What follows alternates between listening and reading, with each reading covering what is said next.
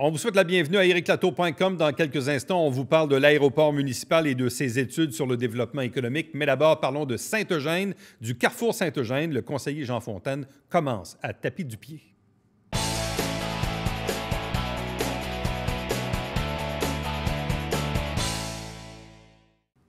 Politique municipale, depuis le début de la présente saison, on a passé tour à tour le maire et tous les conseillers municipaux de Saint-Jean-sur-Richelieu, à l'exception de un. Il est avec nous aujourd'hui. C'est le conseiller de Saint-Eugène, Jean Fontaine. Bonjour et bienvenue. Bonjour. 15 ans de politique municipale derrière la cravate.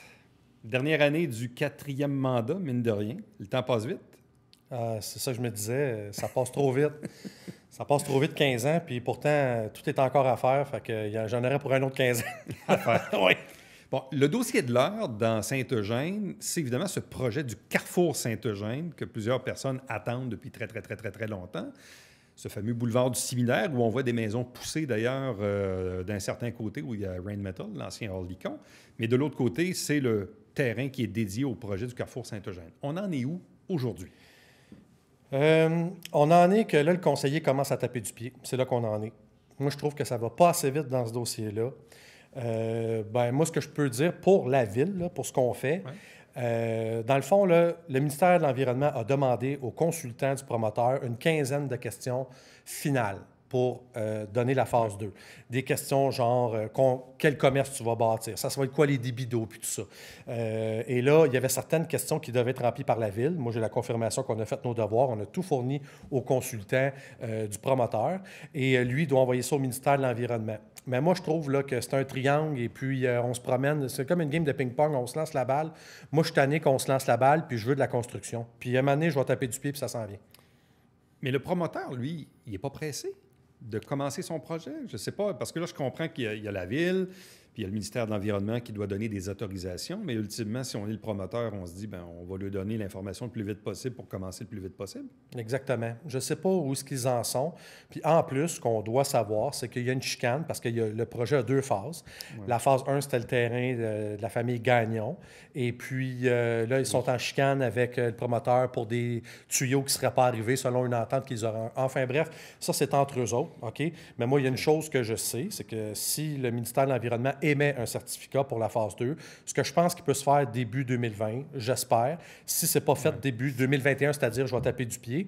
Et si ça, c'est pas fait, mettons que c'est émis. Le jour que ça va être émis, bien là, nous, et qu'on a une demande que le promoteur veut qu'on fasse les travaux, on va les faire. Bon, le promoteur, c'est M. Dumouchel. Oui. Quand on parle de la famille Gagnon, on fait référence, évidemment, au groupe Yves Gagnon, qui est propriétaire de la grande quincaillerie sur Grand-Bernier, l'ancien BMR, si vous voulez. Et on sait très bien, ce n'est pas un secret d'État, que le groupe Yves Gagnon a l'intention d'ouvrir une deuxième succursale dans le futur Carrefour Saint-Eugène. Mais là, si vous me dites qu'il y a une mésentente entre le promoteur et la famille Gagnon, c'est peut-être pas demain qu'on va avoir une quincaillerie, là.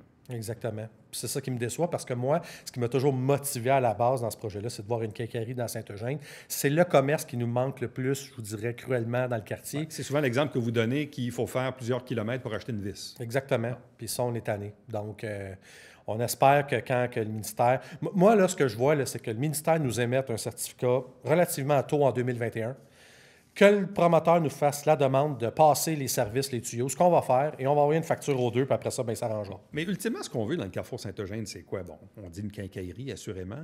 Une épicerie, une garderie. Je vais aller plus loin, mais... Qu'est-ce qu'on veut dans le Carrefour Saint-Eugène? Je vais aller plus loin que ça, M. Latour. Moi, je commence à rêver un peu plus. Puis, ce qu'on voit dans la pandémie, c'est qu'il y a certains commerces qui ont été avantagés plus que d'autres. OK? Et moi, des fois, malheureusement, trop souvent, si on regarde ma bédaine, c'est que je vais au McDonald's, qu'est-ce que vous voulez, bon. Ouais. Puis je remarque que le McDonald's de Saint-Jean puis de Saint-Luc, c'est plein puis ça déborde. Donc, pour quelqu'un de Saint-Jean, là, pourquoi pas qu'il ne pourrait pas venir s'installer? Je dis McDonald's pour avoir n'importe quelle autre chaîne. Ouais. Mais tu sais, une chaîne relativement, un AEW, un Harvey, je ne sais pas, un restaurant à déjeuner, c'est ça qui nous manque dans Saint-Eugène. Puis pourquoi pas? Je suis sûr que ça fonctionnerait. Le Tim Hortons, juste un peu plus loin, fonctionne à plein. Le Subway, je ne sais pas trop, mais je pense que oui. Donc, moi, je pense qu'une grande chaîne, là, ça fonctionnerait, c'est sûr. Donc, attendons voir ce qui arrive de ce litige entre la famille Gagnon et la famille Dumouchel et ce qui arrive entre le promoteur, M. Dumouchel, et le ministère de l'Environnement. Mais ce que vous nous dites, c'est que la Ville, elle, a fait ses devoirs là-dedans. Mais ce que je peux vous dire, c'est que le conseiller tape du pied puis il va commencer à cogner publiquement si ça avance pas à mon goût. Je leur laisse début 2021, là, puis si quelque chose ne se passe rien, mars, avril, mai 2021, là, je ne serai pas content. Bon, autre projet quand même d'envergure aussi dans le district Saint-Eugène, c'est le centre de plein air Ronald Beauregard. On a reçu en entrevue Mario Bastien du service des loisirs il y a quelques jours. Il y a eu une consultation, sondage. Puis évidemment, c'est la pandémie, fait qu'on ne peut pas consulter le monde de la même façon. Mais bref, on sent que la Ville a beaucoup d'ambition pour ce parc-là. Mais en même temps, de ce que j'ai compris, à ma grande surprise dans l'entrevue, c'est que la piscine est finie. Oui. Puis remplacer une nouvelle piscine, si je me rappelle ce que Mario Bastien a dit, c'est une affaire de quoi? 10-12 millions. Est-ce que la Ville va aller mettre 10-12 millions pour bâtir une nouvelle piscine au parc Ronald Beauregard? Et ça, c'est la question à 1 000 $. En fait, en voulez-vous une piscine? Ou vous voulez des jeux d'eau à la place, qui coûteraient beaucoup moins cher? De ce qui est sorti des consultations, là, c'est que les gens voulaient vraiment une piscine. Ah oui? Ah oui, absolument. Mais ça, c'est les gens qui sont venus nous consulter. Puis qui sont venus nous donner leur opinion. Tu sais, c'est peut-être, je ne sais pas moi, 10 arbres dans toute la forêt. Puis nous, on est des gestionnaires de fonds publics. Alors, est-ce que la forêt va investir 12 millions dans une infrastructure qui dure 3 mois, alors qu'il y a beaucoup de jeux d'eau, il y a d'autres piscines pas loin? Tu sais, s'il n'y avait pas de piscine extérieure dans la ville, je ne dis pas, je ne sais pas. La décision va nous revenir. On n'est pas encore rendu là, mais disons que vous avez énoncé les bonnes...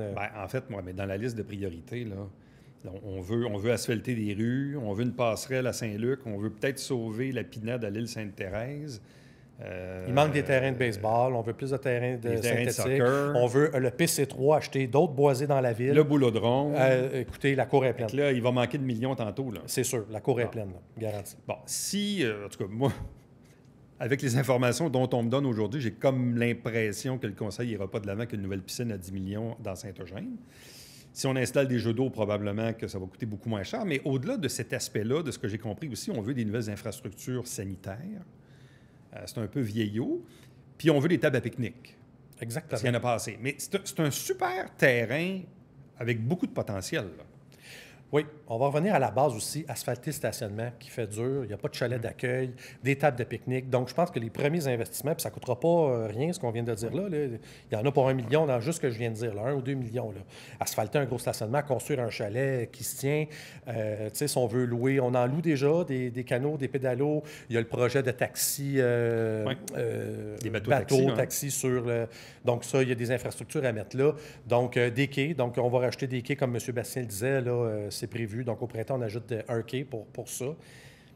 Moi, mon rêve ultime, j'en ai parlé à chaque fois qu'on a parlé de ça puis que je suis venu ici, c'est ma fameuse terrasse. Parce qu'on n'exploite pas assez le Richelieu. Donc, une belle terrasse. Et ce que j'aimerais aussi, ce qui est ressorti de ces consultations-là, c'est une offre de nourriture dans le parc. Ouais. Ça serait vraiment intéressant. Genre pas une cantine? Pas juste des hot dogs poutine, c'est ça, quelque chose d'un peu plus sophistiqué, nachos, quelque chose, des tapas, quelque chose qui serait vraiment le fun, qu'on pourrait aller s'asseoir sur cette terrasse-là, avoir des poètes, je ne sais pas, de la musique classique, de l'art, je ne sais pas, faire quelque chose de différent qui se fait dans le centre-ville. Bon. Tu sais, moi, je prends mon propre exemple cet été. Ça faisait très longtemps que je n'étais pas allé à ce parc-là, parce que souvent, on a souvent le réflexe. Quand on part en escapade, on sort de notre ville. Hein? C'est notre réflexe. Là, cette année, c'était plus compliqué. Puis à un moment donné, on s'est dit, bon, qu'est-ce qu'on fait en fin de semaine? Ah, on pourrait peut-être aller voir ce que ça donne. Ça faisait très longtemps que je n'étais pas allé. Puis effectivement, il manquait de table à pique-nique. Puis j'ai constaté que la piscine n'était pas en fonction. Mais effectivement, c'est un accès sur la rivière qui est incroyable, location d'embarcation. Donc, ça a vraiment un fort potentiel. Il s'agit juste de le développer puis de voir ce qu'on veut faire avec. Est-ce qu'on veut que ce soit un parc uniquement pour le bénéfice des citoyens ou si on veut que ça devienne récréo-touristique puis attirer du monde de l'extérieur? Un mix des deux. Moi, mon rêve le plus fou, puis une idée qui est sortie, qui est incroyable, oui, une terrasse en plein milieu de la rivière, pour qu'on puisse regarder ce qui se passe, puis tout ça. Il n'y a rien de mieux que d'être sur la rivière pour voir ce qui se passe dedans. Mais vous savez que la Ville a un projet ambitieux, puis qui va se faire, quand la rue Richelieu va être faite, là, de construire un boardwalk qui part du Nautique puis qui s'en va rejoindre. Ouais. Et moi, je verrais un boardwalk après ça de l'autre côté. Un boardwalk où on part du Nautique et qu'on passe devant le collège militaire, parce qu'évidemment, on ne peut pas passer sur leur terrain avec tout ce qui se passe, bon, et qui atterrirait dans le parc Ronald Beauregard. Donc, vous imaginez la marche qu'on pourrait prendre en vélo, Sur le bord de l'eau, ouais. sur le bord de l'eau. C'est ça, redonner la rivière aux citoyens. Ouais. Puis ça coûte pas rien, ça, mais moi, c'est mon rêve le plus fou. Est-ce qu'il y a encore des rues asphaltées dans Saint-Eugène? Il y en a quelques-unes, puis dès le printemps, on s'en va là-dessus avec Garant.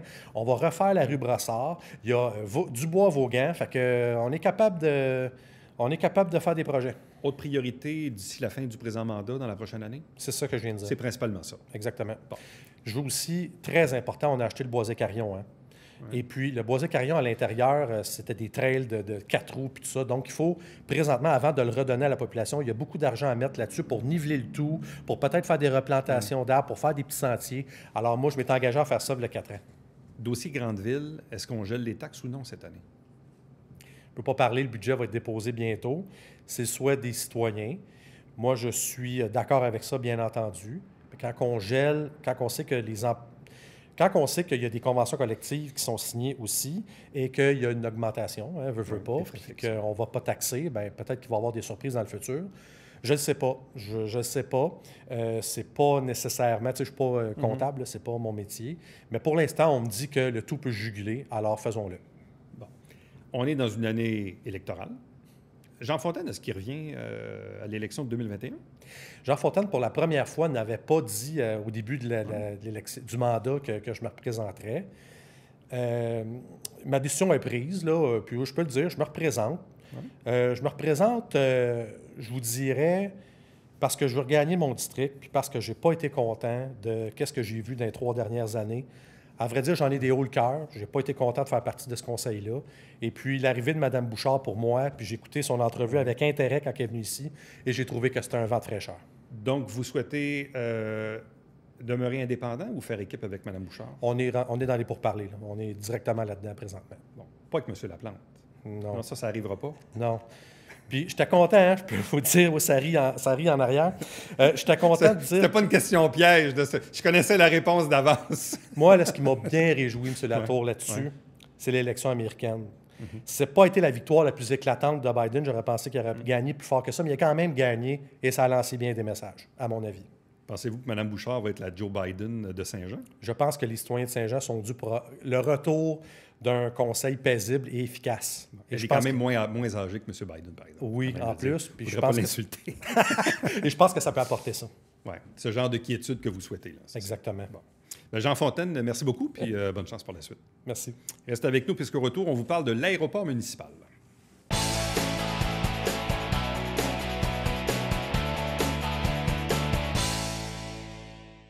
Mesdames et messieurs, bonjour et bienvenue à la Justice entre nous. Mon nom est Serge.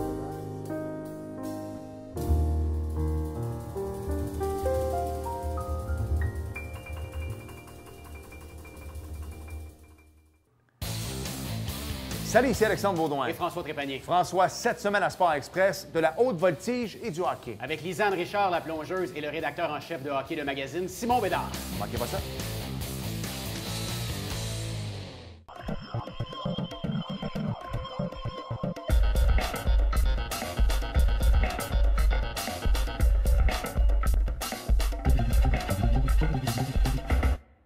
Mesdames et messieurs, bon matin et bienvenue à votre télébingo sur les ondes de télévision du Haut-Richelieu. Vous aimeriez jouer au bingo dans le confort de votre foyer? C'est possible. Tous les dimanches matins, 9h30, à la télévision du Haut-Richelieu, maintenant en haute définition au 609. C'est 4 000 en prix à chaque semaine. Pour vous procurer les livrets du télébingo, c'est facile. Consultez la liste de nos 30 dépositaires au www.tvhr9.com.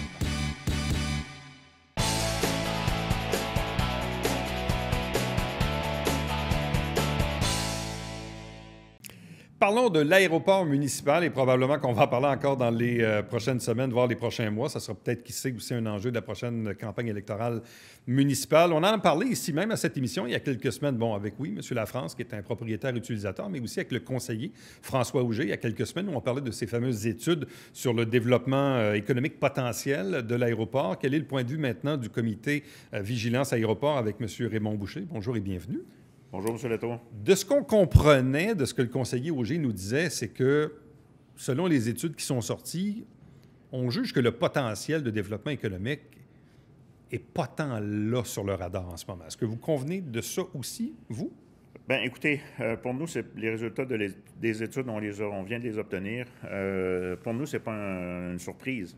On avait un peu cette même évaluation-là. Des investissements importants, des déficits annuels qui sont quand même importants. C'est un site qui est quand même a des perspectives qui sont limitées. La longueur des pistes reste un handicap important. Sa situation, puisqu'on est loin des axes routiers, ça peut qu'être que très difficile d'avoir un développement aéroportuaire. Donc, on partage cet avis-là. Bon. Mais l'autre enjeu aussi que nous disait le conseiller Auger, ça reste encore les fameux planeurs, l'école de vol à voile, les fameux cadets. Semblait confiant d'en arriver à une entente, peut-être d'ici Noël ou au pire, disons, d'ici le printemps prochain, d'ici avril. Est-ce que pour vous, ça reste encore le point d'achoppement qui vient jouer sur la qualité de vie des résidents, c'est-à-dire les planeurs? Bien, écoutez, on a vu cet été, l'expérience de cet été, je pense qu'elle parle d'elle-même. Il y a eu beaucoup moins de plaintes dans les registres de plaintes au mois de juillet, mais il y en a eu plus au mois d'août. Il n'y a pas eu d'activité des cadets à cause de la pandémie au mois de juillet, donc c'est sûr qu'à ce moment-là, le climat sonore a été amélioré. Par contre, ce qu'on a eu cet été, c'est davantage de poser-décoller. Donc, ce sont des manœuvres qui sont faites pour l'entraînement, mais qui viennent surtout d'écoles de pilotage de Saint-Hubert et de Dorval. Donc ça, il y en a eu plus, et il y en a eu plus en août qu'à l'habitude, parce que habituellement, le festival occupe notamment 2 pistes, et là, le fait qu'il n'y a pas eu de festival non plus, que les pistes étaient disponibles, il y a eu beaucoup plus de posés-décollés et beaucoup plus de plaintes dans des secteurs nouveaux aussi, donc boulevard Gouin. Donc ça a été nouvellement répertorié. Donc, ça, c'est quand même un problème. Donc, on ne veut pas agrandir le problème, mais c'est ce qui s'est produit. Bon. Pour vous, une bonne entente avec les cadets, ça veut dire quoi? Parce qu'on comprend qu'ils sont là pour rester, je pense. Mais de l'autre côté, comment on peut arriver à une entente satisfaisante pour les deux parties? Bien, regardez, les cadets, dans le fond, c'est un dossier qui est quand même particulier. Et c'est l'exploitant, c'est la ville qui va contracter avec eux ou non. Nous, c'est évident que quand on regarde qu'il y a plus de 3000 remorquages sur à peu près 5 semaines, mois de juillet et mois d'août, 3000 remorquages, on sait que ce sont les avions remorqueurs, ils font beaucoup de bruit. Donc, c'est évident qu'une charge comme celle-là, elle est importante. Jusqu'à maintenant, cette période, est-ce qu'on doit venir à une entente avec les cadets ou dire que c'est pas de la clientèle qu'on voulait? La ville, je pense, a exploré ces deux scénarios-là. Évidemment, lorsqu'on a une contribution importante au climat sonore, qu'on contribue beaucoup au bruit, bien, il faut réduire les heures. L'étude de bruit de l'année passée avec SoftDB proposait pendant l'été, pendant l'école de vol à voile, des heures de répit dans la journée. Est-ce que c'est possible de le faire? C'est aux cadets, je pense, de l'établir. Les cadets, ils ont établi déjà dans le passé une certaine partie de leurs activités à Bromont. Par contre, actuellement, on est à peu près au même point que ce qu'on a eu depuis plusieurs années. Est-ce qu'ils devraient diminuer de moitié ce qu'ils font déjà? Est-ce qu'ils devraient mieux répartir les plages horaires? Est-ce qu'ils devraient même utiliser des circuits peut-être différents de ceux utilisés? Bref, pour vous, c'est quoi la solution pour vraiment que tout le monde soit content des deux côtés, que les cadets aient ce qu'ils veulent, puis que les résidents, soit, disons, aient un climat sonore, disons, plus atténué qu'en ce moment? Écoutez, c'est sûr qu'une concentration de manœuvres comme celle-là, bruyante, dans une période aussi courte que, notamment concentrée en juillet et en août, c'est pas facile à être compatible avec l'environnement de l'aéroport. Si l'aéroport avait 500 mètres de zone dégagée sur tout le pourtour, ce ne serait pas la même chose. La ville entoure l'aéroport. Ceci étant dit, est-ce que c'est l'utilisation de treuils? On sait que dans les années 90, quand il y a eu une commission, la commission Mayou, il y avait eu l'utilisation de treuils. Est-ce que c'est possible?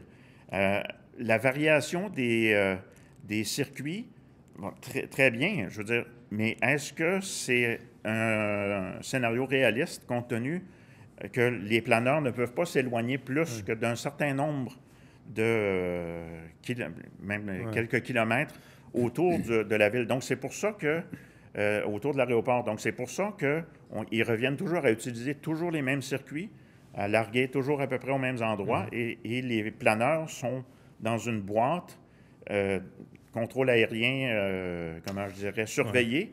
Et là, ça donne une opération sécuritaire pour les planeurs. Donc, c'est pas facile de trouver une formule. Est-ce que c'est un maximum de remorquage par heure? Oui, on peut regarder cet aspect-là. C'est aussi voir est-ce qu'on peut avoir des journées ou des répits dans la journée ou une journée qui est plus courte. Parce que ce qui se produit souvent, c'est qu'avec les journées de mauvais temps, qui sont de plus en plus fréquentes, on se retrouve avec lorsqu'il fait beau, c'est des journées de 10-12 heures avec plus de 200 remorquages par jour. Donc, c'est énorme. Puis quand on parle de remorquage, c'est que l'avion repasse pour se poser. Il fait peut-être un peu moins de bruit, mais et c'est sans l'utilisation régulière de l'aéroport. Bon, ce qu'on sent aussi, puis bon, il y a à peu près une semaine et demie, André Bouchard confirmait sa candidature à la mairie, tout ça. Et elle-même habite Saint-Edmond, donc elle le disait dans l'entrevue, mais elle disait aussi, elle dit, écoutez, elle dit, j'habite Saint-Edmond, mais en même temps, elle dit, je ne suis pas prête à dire aujourd'hui, on va fermer l'aéroport demain matin. Donc, on sent encore, puis probablement que le milieu économique aussi va peut-être sortir publiquement dans les prochains jours, prochaines semaines. Donc, on sent encore une fois que, d'un côté, on est tiraillé entre le potentiel économique qu'on pourrait avoir si peut-être on prolongeait la piste ou on faisait d'autres changements. De l'autre côté, il y a le bruit, il y a les... Donc, j'ai l'impression qu'on n'y arrivera jamais à satisfaire tout le monde. Nous, on n'a jamais proposé ou on n'est jamais allé jusqu'à la fermeture de l'aéroport. Je pense que l'aéroport devrait être un aéroport de plaisance, donc qui permet aux pilotes d'ici d'avoir leur loisir. Je pense que depuis les 3 ou 4 dernières années, on a caractérisé le bruit. On vient à la conclusion qu'il y en a du bruit. On vient à la conclusion aussi que ça coûte plus cher qu'on pensait, que c'est quand même un investissement, un déficit annuel qui est quand même important. On note aussi qu'il y a des investissements importants qui vont être à faire, de plusieurs millions de dollars qui vont être à faire par l'exploitant, par la ville. Et ensuite, là, on vient d'avoir que le développement économique, il faut développer le développement par des activités aéroportuaires, c'est peu possible. Donc, il faut développer les terrains. Encore là, il va y avoir des investissements. Puis on ne peut pas faire non plus n'importe quoi. Il y a toujours le projet aussi de prolonger une piste, là. Écoutez, ça, c'est l'exploitant qui peut le regarder. Laquelle, à quel prix, à quel frais? Parce qu'actuellement, les études aussi nous ont proposé que même la plus longue piste, il y avait peut-être un élément de sécurité avec le Grand Bernier. Un des consultants recommande de raccourcir la piste la plus longue. Donc, c'est vraiment encore un défi supplémentaire. Bon, puis l'autre chose aussi qu'on a appris dans les dernières semaines, c'est que NAV Canada, probablement ou possiblement, souhaite fermer la tour de contrôle parce qu'évidemment, les mouvements ont diminué avec les années. Je pense que NAV Canada aussi a des restrictions budgétaires et regarde ça un peu partout au Canada, mais visiblement, l'aéroport de Saint-Jean semble être sur le radar, sans faire un mauvais jeu de mots, de NAV Canada pour une fermeture éventuelle. Est-ce que pour vous, est-ce que c'est un enjeu de maintenir ou non cette tour de contrôle-là? Écoutez, présentement, les règles pour un aéroport de plaisance ou même un aéroport commercial, comme M. Auger le mentionnait, que ce soit Mont-Joli, il y a des aéroports importants qui n'ont pas de tour de contrôle. Les gens peuvent se poser, décoller en dehors des heures d'opération de la tour de contrôle présentement, sans aucune difficulté. Et c'est le contrôle aérien de Montréal qui va le faire. Donc, à ce titre-là, je pense que c'est beaucoup la présence de la tour est beaucoup plus reliée au fait de la présence des cadets qui demandent un encadrement particulier pendant cette période courte de l'année. Parce qu'à part ça, je veux dire, à 1000 ou... pour les mois d'hiver, lorsqu'on a 1000 ou 1500, 1500 ou 2000 mouvements par mois, est-ce que le besoin est d'une tour? Je ne pense pas. Autrement dit, la prochaine étape, c'est de voir l'entente entre la Ville et les cadets, si entente il y a. Bien, écoutez, s'il y a un scénario d'entente qui est possible, je pense que ça va être de voir comment on peut avoir des périodes de temps qui peuvent être réduites, acceptables. Puis il y a une durée aussi, parce que ce qui se produit aussi dans notre région, c'est que présentement, il va y avoir des heures, il y a une demande pour que des heures de posée décollée soient encore réduites à Saint-Hubert, ce qui amènerait un déversement vers Saint-Jean. Donc, en une situation qui s'empirerait avec les posées décollées, c'est une situation qui s'empire ou qu'on ne peut pas réussir à encadrer les posées décollées. Bien là, on va empirer notre problème. Et ça, je pense que personne ne souhaite ça. Bon, là, je le disais tantôt, on est en année électorale, mais tu sais, curieusement, il y a 3 ans, le dossier des golfs et le dossier de l'aéroport devaient se régler dans le présent mandat. Or, il reste moins d'1 an. Je vous confirme tout de suite que les golfs et l'aéroport, ça ne se réglera pas dans les 11 prochains mois. Mais le pire, c'est que quand on écoute quand même les deux équipes en présence politiquement, il n'y a pas tant de grosses différences par rapport à l'aéroport. Honnêtement, les deux équipes aussi veulent atténuer le bruit pour les citoyens de Saint-Edmond-Saint-Lucien. Il n'y a pas une grosse bataille électorale là-dessus. Écoutez, en tout cas, pas à date, tant mieux pour le moment, mais je pense que ce qu'il faut bien retenir, c'est que, justement, la question des posées décollées, il y a des demandes qui sont à être déposées à Transport Canada qui poursuivent leur processus. Qu'est-ce qui va être obtenu dans le cadre de ces réductions-là d'horaires de posées décollées? Ça, c'est la clé. Et l'entente de cadets, évidemment, il faudrait qu'elle soit relativement courte, le temps de voir l'effet et l'impact des nouvelles modalités de Saint-Hubert et des modalités de Saint-Jean qui seraient approuvées par Transport Canada. M. Boucher, merci beaucoup. Merci, M. Latour. Restez avec nous. Au retour, le mot de la fin.